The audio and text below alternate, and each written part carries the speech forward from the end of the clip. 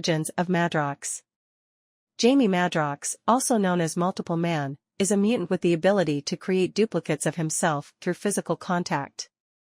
These dupes can later be reabsorbed, along with all of their memories and experiences. Best known for his X Factor history, he recently rejoined the newly reformed X Corporation. Jamie Madrox is son of Daniel and Joan, born in September 7, 1953, in the town of Los Alamos, New Mexico. He was a handsome baby. It was immediately apparent that Jamie Madrox was a mutant as soon as he was born. When the doctor performed the old-fashioned smack to encourage the baby to cry and breathe, a twin suddenly appeared. However, it wasn't a twin, but a duplicate. James Arthur Madrox was a rarity amongst mutants, in that his mutation was clear from birth, instead of waiting to develop in his teenage years. He would uncontrollably form a duplicate of himself upon physical impact. This was a shocking experience to the doctor and to his parents as well.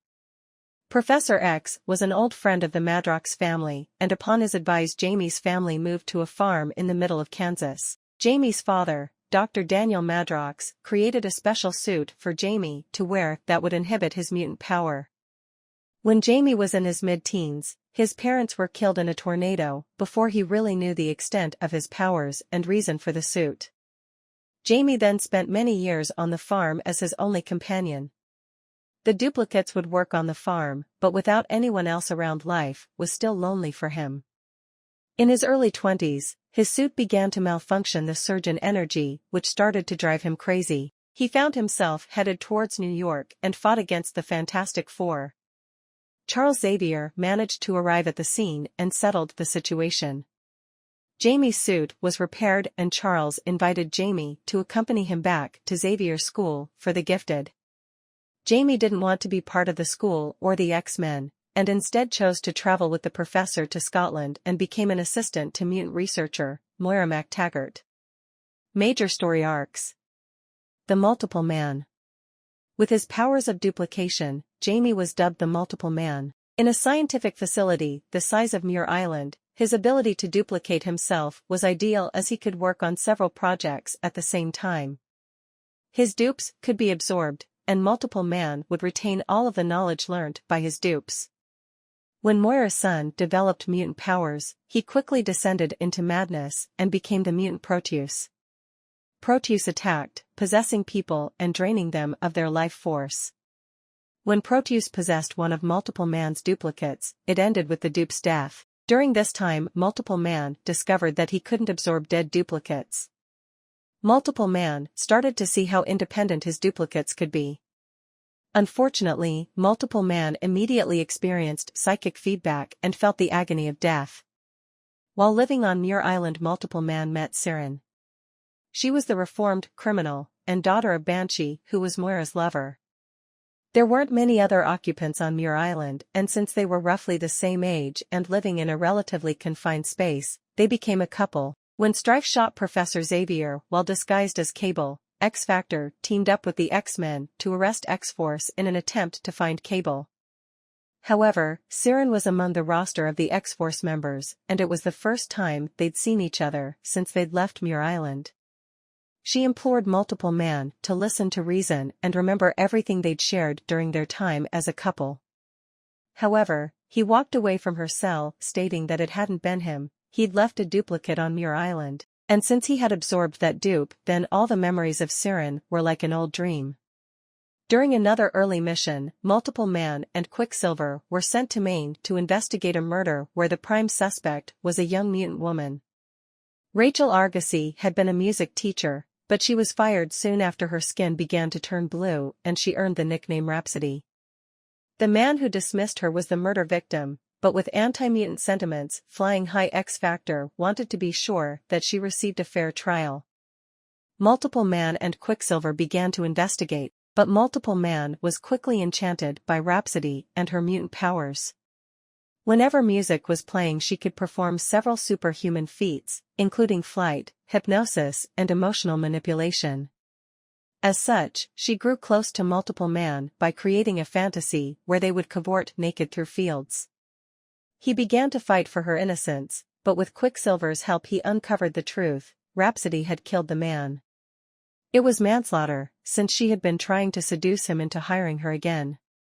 However, her powers overexcited his heart condition and accidentally killed him. She pleaded with Multiple Man to save her from prison, but in the end he had to walk away and let her face the judicial system. During his stay with X Factor, Multiple Man had to routinely be psychologically examined by Doc Samson. Multiple Man and Strong Guy shared a similar sense of humor and love for practical jokes. Doc Samson analyzed Multiple Man and disseminated that his overt sense of humor was a defense mechanism. Since Multiple Man had spent many years alone after he was orphaned, he developed a pathological desire for attention. Therefore, he would become a prankster and use his dupes in humorous ways, do anything so he would never have to be alone again. Powers and abilities. Madrox can create exact duplicates, often referred to as dupes, of himself whenever he receives physical impact. His mutant power manifested itself at birth, which is rare for a mutant. As each duplicate is an exact replica of himself, he gained the codename Multiple Man. Each duplicate looks like a twin of Madrox, and will reproduce his physical appearance including his clothing. Although Madrox admitted to having a wardrobe full of the same outfit, so he wouldn't have to worry about what to wear, his power provides fully clothed dupes who also wear what Madrox is wearing. This was put to use when he duplicated the hat and scarf in order to disguise Aegis as another duplicate. His body absorbs kinetic energy of different ranges to create differing number of dupes. This can be as minor as snapping his fingers, clapping his hands together, or even greater impacts such as bumping into a wall or being struck. The greater the kinetic impact, the greater the amount of duplicates produced. Therefore, a slight snap of his fingers can produce as few as one duplicate, while a punch from a heavy hitter like Strong Guy could produce half a dozen duplicates, if not more. Originally, the suit that Madrox's father designed was to reduce the accidental production of duplicates. Madrox was still a young boy when he was forced to wear the green bodysuit, and therefore hadn't developed enough control over his power. As the years passed, he gained enough control to prepare himself and therefore reduce or even prevent duplicates from appearing when his body was bumped into. Therefore he no longer has to wear the energy-absorbing bodysuit his father designed, but he does continue to wear a similarly patterned motif. Dupes can still be accidentally created if Madrox is struck without being mentally prepared for it. The impact from other mutants' powers, Cyclops eye beams or Siren's sonic scream, have been known to trigger duplicate creation. Although unable to communicate with others telepathically, Madrox has a low-level telepathic and empathic connection to his duplicates. In the past has been used for a degree of control/coordination over groups of duplicates. He has also demonstrated that this connection can be used sort of like a homing device to track dupes when they are close by. However, as his duplicates grow increasingly independent and unpredictable, they have been able to lie to Madrox and avoid detection. It is this telepathic connection with his duplicates that allows Madrox, and any other nearby dupes, to feel the pain experienced by a dupe. It is also responsible for the psychic feedback whenever a dupe dies. Each duplicate can create other duplicates, and each is capable of independent thought and action.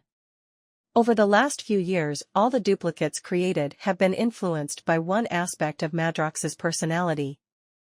This has made them very unpredictable and sometimes dangerous, as seen when one lied to Madrox and later pushed Rictor off a building. Therefore, he tried to avoid creating large groups of duplicates unless the situation called for it, such as when he wanted to hide Aegis from the Superhuman Restriction Act authorities, or when all the duplicates share a common cause, protecting Siren from Damien Tryp. Madrox has come to believe that this new splintering of his personality is from spreading himself too thin and releasing too many dupes into the world. The more time a dupe has, then the more sense of independence and autonomy it develops. This process began back when Madrox joined the Fallen Angels. When Chance's mutant power cancelled out the powers of other mutants around her, the stubborn duplicate with the broken ribs didn't instantly vanish like all the other dupes did. Also, John Maddox has established a life and family, while Cortex appears to have developed other mental-based powers. Therefore, they are able to resist reabsorption and reason with Madrox. He has even absorbed dying duplicates in the past without incurring any physical damage, but Madrox strongly tries to avoid this because of the mental and emotional anguish it causes. It is also speculated that if the original Madrox is killed, that one of his duplicates would take on the main portion of the abilities of the group and become the new Madrox.